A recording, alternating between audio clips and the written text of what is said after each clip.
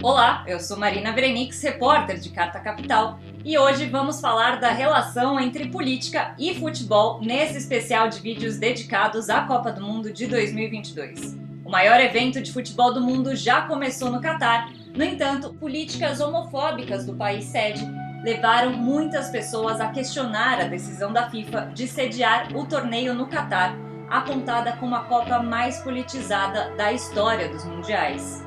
Relacionamentos entre pessoas do mesmo sexo são ilegais no Catar, com punições que variam de multa à pena de morte. A lei islâmica sugere a pena de morte para os gays, mas não há registro de que a punição de fato tenha sido implementada no país. Segundo a organização Human Rights Watch, a perseguição também acontece por meio do chamado Estatuto da Proteção da Comunidade, que permite a detenção por até 6 meses, sem uma acusação formal, para o crime de violar a moral pública. Em um relatório recente sobre o Catar, a organização documentou ao menos 6 casos de espancamento e 5 de assédio de pessoas LGBTs sob custódia do Estado desde 2019. Ainda segundo o documento, o regime exigiu de pessoas transgêneros que se submetessem à terapia de conversão.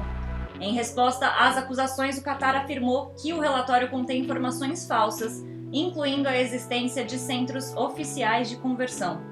Uma reportagem do jornal britânico The Guardian sugeriu, além disso, que o regime do Catar está chantageando alguns homossexuais. O governo prometeu a diversas pessoas segurança caso ajudem as autoridades a achar outras pessoas LGBTs para que sejam detidas e punidas. Além das políticas homofóbicas do país sede, a postura da FIFA quanto ao assunto também é muito questionável. Meses antes do início do torneio, um embaixador oficial da Copa disse que a homossexualidade seria um dano na mente. A frase foi dita pelo ex-jogador de futebol do Catar, Khalid Salman, a uma emissora alemã. Apesar disso, as autoridades da Copa do Mundo disseram que todos são bem-vindos para visitar o país e para assistir aos jogos e disseram que ninguém seria discriminado, mas mesmo assim, as expressões de afeto em público são desaprovadas, independente da natureza. A FIFA, ao aceitar a candidatura de um país com políticas homofóbicas, corrobora para a prática de discriminação durante o evento e faz de tudo para não se indispor com os catares que, segundo denúncias, só receberam votos suficientes para sediar o torneio por meio de corrupção.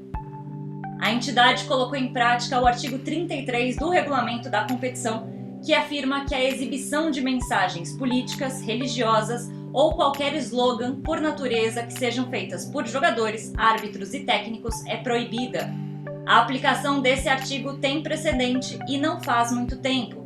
Na Copa do Mundo da Rússia, em 2018, 2 jogadores suíços foram multados em 10 mil euros por terem celebrado um gol diante da Sérvia fazendo o símbolo de uma águia, em referência à bandeira da Albânia. Os 2 jogadores têm origem no Kosovo, país em que a maioria do povo tem origem albanesa. Os 2 povos são rivais históricos na região dos Balcãs. A última guerra entre eles aconteceu entre 1998 e 1999. Nessa Copa do Mundo, o confronto entre suíços e sérvios acontecerá novamente, pois as 2 seleções estão no grupo G, o mesmo do Brasil. Desde o início das polêmicas, a FIFA havia tentado neutralizar os protestos de jogadores durante a Copa. A entidade rejeitou o pedido da seleção da Dinamarca de treinar com camisetas estampando a mensagem Direitos Humanos para Todos durante o Mundial.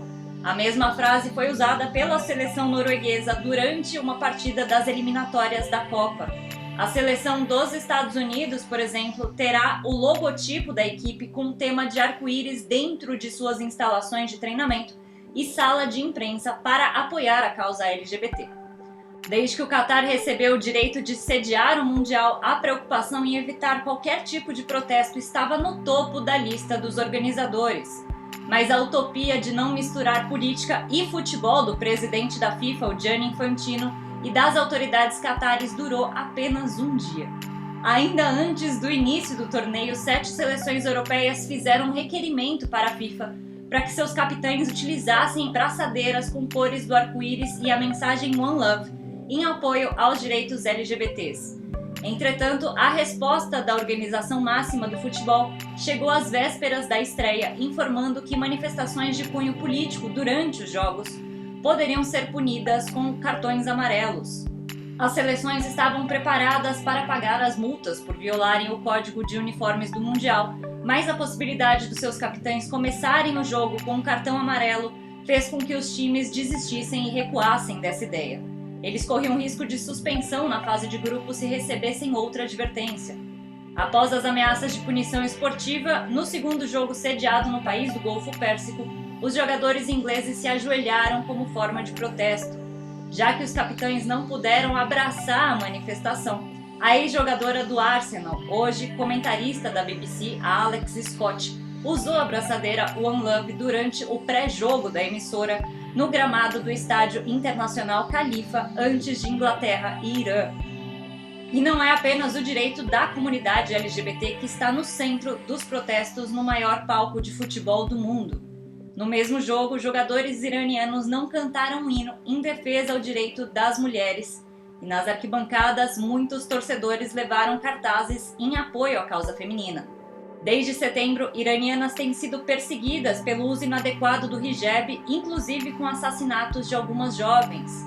Desde então, manifestantes tomaram as ruas exigindo igualdade de tratamento entre homens e mulheres.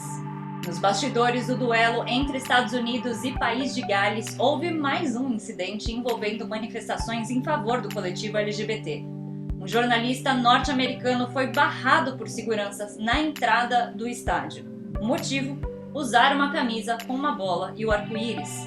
Em um relato sobre o caso, o jornalista explicou que ficou detido por 25 minutos, teve seu telefone retirado e ouviu dos guardas que só poderia entrar caso trocasse a sua camisa, que tinha uma mensagem política.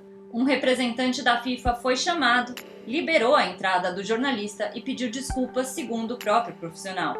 Conforme a entidade, o uso da imagem do arco-íris está liberada por parte dos torcedores. No entanto, no segundo dia do torneio, 3 voluntários brasileiros foram hostilizados por guardas do Catar, que confundiram a bandeira de Pernambuco com a da comunidade LGBT, muito por conta do arco-íris que está dentro da bandeira.